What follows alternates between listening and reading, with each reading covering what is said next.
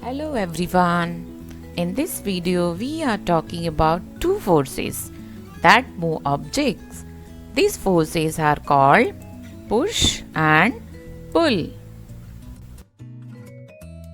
We know that non-living things do not move on their own. They can move only when we push or pull them.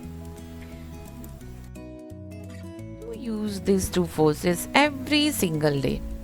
I want to help you to know the difference between a push and a pull and how to identify them.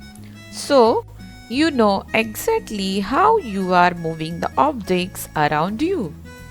For example, we push or pull a door to open or to close it.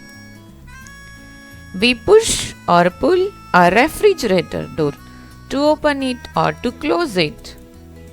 We push and pull a cart, and we are pulling a bucket of water from the well. So these all are the examples of push and pull. Have you ever played this game? What is this game called? Yes, tug of war. Tug of war is a game is played all over the world. In tug of war, you want to move the rope toward your side. Applying force on an object towards yourself is a pull. Pulls bring objects toward you. We pull up our socks while getting ready to play sports. Now, we'll see push. Push is the opposite to pull. Pushes move objects away from you. For example, we push the trolley in the mall.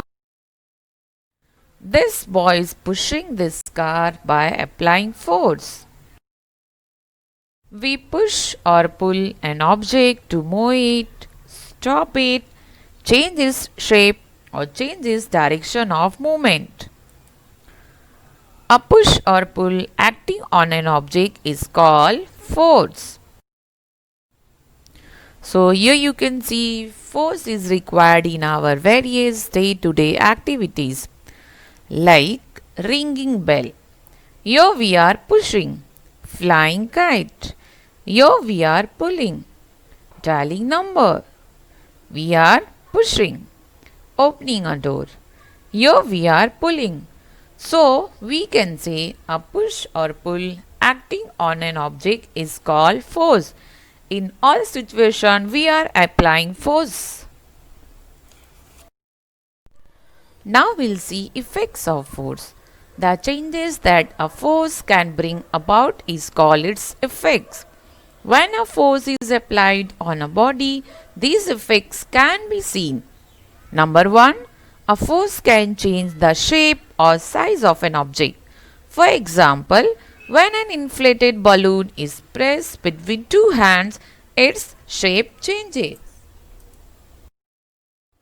A force can make a stationary object move. For example, if we push a chair or a small box, it will move from its position. A force can change the direction of a moving object. For example, a batsman changes the direction of a moving ball by tilting the cricket bat. The force can stop a moving object. For example, in a game of football, a player applies his force to stop the movement of the football.